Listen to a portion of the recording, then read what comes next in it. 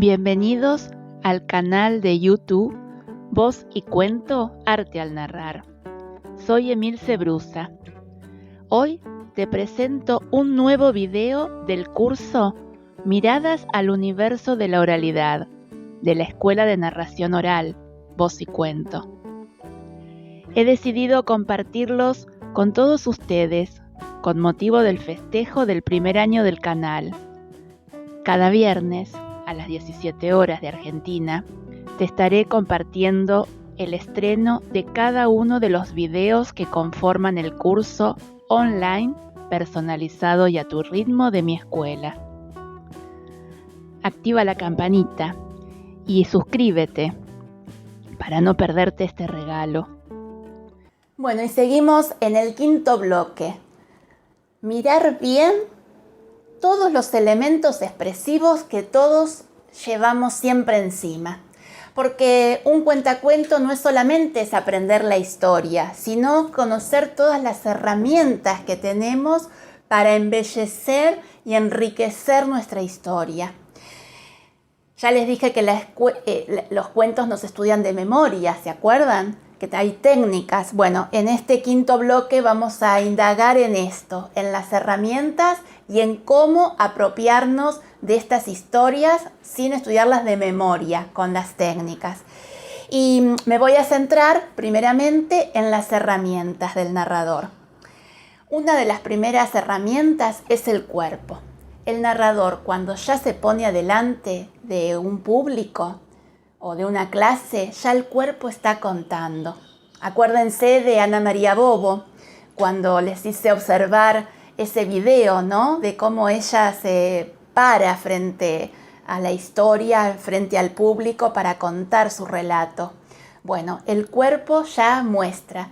Si yo estoy tenso, el que me está mirando me está leyendo y está sufriendo porque no me siento distendido.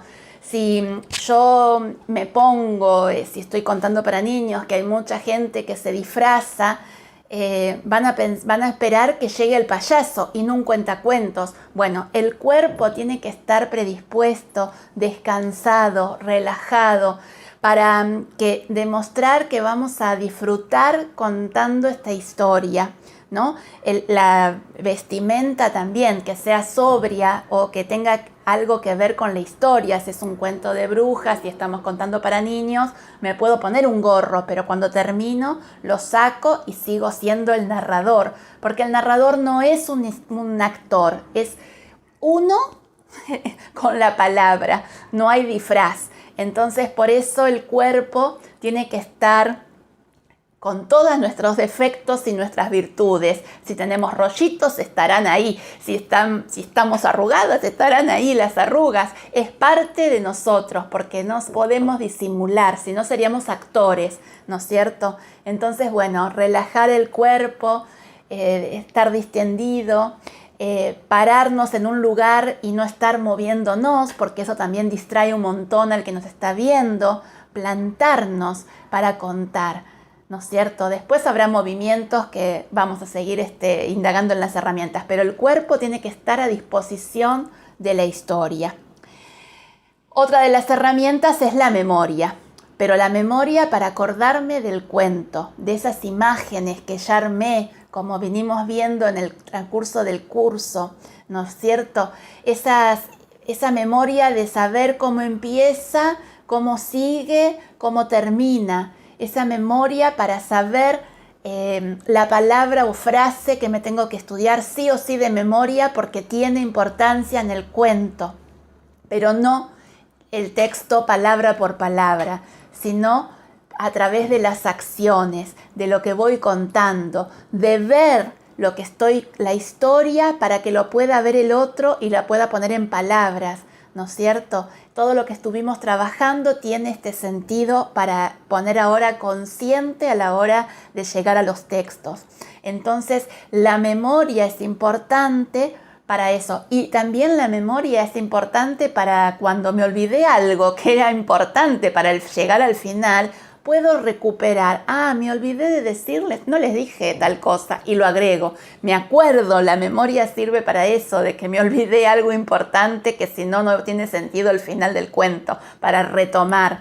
Entonces, es algo que tenemos que trabajarlo, ¿no? Pero no estudiar palabra por palabra, porque si no, no transmitimos lo que estuvimos trabajando, las emociones, los sentimientos, el vivir esa historia para que la viva el otro junto con nosotros.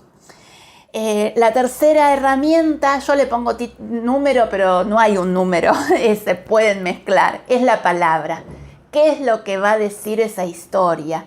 Las palabras que van a contar esa historia, ¿no es cierto? Que en la parte de la oralidad es muy importante que sea coloquial. Si hay palabras muy difíciles, por ahí el que está contando se queda con todo eso preciosamente en los textos que están hechos para leerlos en soledad, pero no para compartirlos con otros, salvo que lo leamos en voz alta, que es otra práctica que también hay que practicar y estudiar, pero en la narración tenemos que adaptar estas palabras difíciles por palabras coloquiales, que no quiere decir que lo vamos a destrozar el cuento, pero sí tratar de encontrar nuestras propias palabras, nuestro propio decir, para que el que nos está escuchando no se quede pensando qué quería decir tal palabra y no nos siga en la historia, ¿no es cierto? Entonces, bueno, cuando estemos con el texto, analicemos todo esto de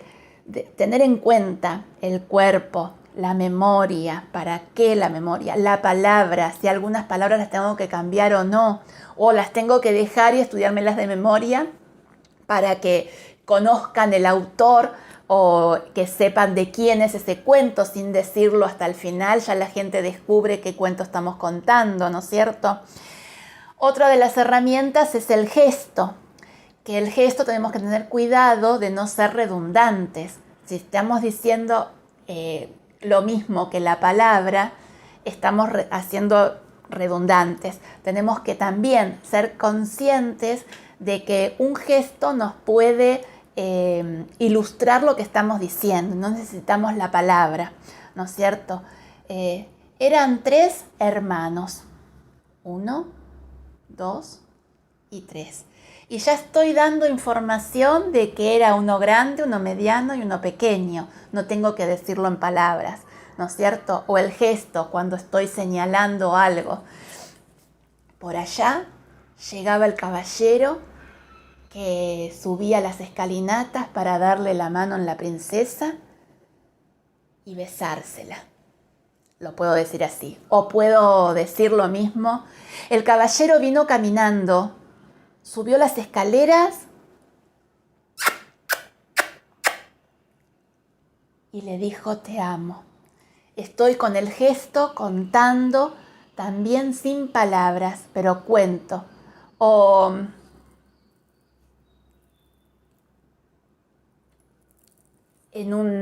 por ejemplo, si estoy contando algo de que pasó en un bar, puedo jugar con estos gestos universales que todo el mundo conoce. Un cortado, la cuenta, llamar al mozo. Bueno, esto podemos incorporarlos a los textos, pero tenemos que sacar la palabra, ¿no es cierto? Buscar la forma de estudiarlo. Esto que ahora vamos a ver cómo vamos a estudiarlos, pero tener en cuenta todas estas herramientas para después trabajarlo en el texto. La mirada. El narrador siempre tiene que mirar a todo el público, porque no contamos solos. La narración es sobre todo comunicación. Entonces yo le cuento a uno, al otro, al otro, al otro, al otro, al otro, al otro, a todos, un pedacito a cada uno. Recorrer con la mirada mientras estoy contando la historia. No quedarme mirando a la nada, ¿no? Enfocarme en cada uno, si hay mucha gente, si estamos con las camaritas, que ahora es la forma de contar porque no podemos todavía juntarnos muchos para contar en presencial, mirar a la cámara para jugar con esto, ¿no? De la mirada, de que te estoy contando a vos y no contando a la nada o al punto fijo que que no sabemos quién está del otro lado. Fijar la mirada para que el gesto de mirar involucre y sea un ida y vuelta, ¿no? Con la historia. Así que no se olviden que la mirada también es muy importante. La complicidad, a veces necesitamos de la complicidad del público para tomar algo si les causa risa. Sí, a ella también, incorporarlo, porque ya les digo que la narración es contar con el otro, es comunicación, no es contar un texto como un actor, ¿no es cierto? Entonces, si hay alguien que suspira, incorporarlo a la historia, o la complicidad, si alguien suena el celular por casualidad, llevarlo también a la historia. Y justo en ese momento no me van a creer, pero sonó el celular, pero después lo guardó, o sonó el timbre o la campana, depende de lo que esté pasando. Jugar con esta complicidad del público. O, ya les digo, si surge una emoción, tomarla para involucrarlos y llevarlos a mi historia que estoy contando. La seducción, pero no la seducción desde la sexualidad, sino seducir con la palabra para que queden encantados con lo que les estoy contando. Para eso tengo que elegir muy bien lo que quiero contar, cómo lo voy a contar, para seducirlo, para que se quede de principio a fin en esa historia, en el disfrute de que les voy a contar, que estoy disfrutando yo también, pero que ellos también se incorporen a mi historia, disfrutando desde esta seducción de las palabras. La escucha. El narrador no solamente tiene que escuchar lo que está diciendo, sino también escuchar lo que está pasando alrededor. Recién escucharon una alarma, porque yo estoy grabando en mi casa y bueno, surgió la alarma de un vecino. Bueno, esas cosas que pasan y que en las narraciones, en las funciones también pasan, incorporarlas y escucharlas, no dejarlas pasar, ¿no es cierto? Entonces estar atentos a la escucha. De lo que dicen, si son pequeños, los más pequeños siempre van a estar contando algo de lo que estamos contando. Escucharlos, contestarles sus preguntas, darles la respuesta a lo que nos están contando para después continuar con la historia, porque si no nos van a boicotear la historia y no nos van a dejar contar todo el cuento. Entonces el narrador no solamente tiene que pararse para contar, sino tiene que estar atento a todo esto, ¿no? La respiración también. A veces nos ponemos nerviosos y hablamos y nos olvidamos de respirar, que en un texto necesitamos de las pausas. La respiración es parte de la partitura del cuento para hacerlo armónico al oído, a escuchar, a darle el tiempo con esta respiración para que el otro pueda escuchar. Ahí están los perros también. Bueno, así es la vida de los vecinos. Bueno, la cuestión es que estar atento con la escucha y con la respiración, porque todo cuento tiene una respiración especial. A veces necesitamos cortar la respiración cuando estamos contando un cuento de terror o un cuento donde hay una muerte, de suspenso, un policial. Jugar con esto, tenerlo consciente, de darle esa respiración, de no llenar de palabras, sino que también incorporar los gestos para que la historia respire, que pueda tener vida, ¿no es cierto?, de lo que estamos contando. El silencio es otra de las herramientas. A veces un silencio habla mucho más que las palabras. Entonces los silencios también los tengo que marcar, los tengo que estudiar, tengo que saber dónde cortar la oración, hacer una pausa para crear el misterio o buscar en el recuerdo, si estoy contando algo que me lleva a la emoción, hacer una pausa. Acuérdense de Ana María Bovo, como ella trabaja los silencios, o Aldo Méndez, cuando escuchamos su relato de su casa en Némesis.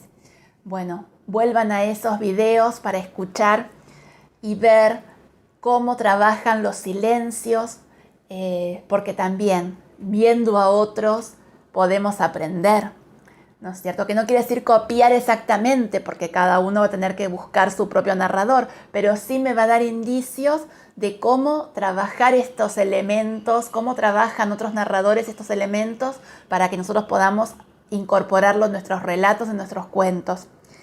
Y el último y el más importante, la voz.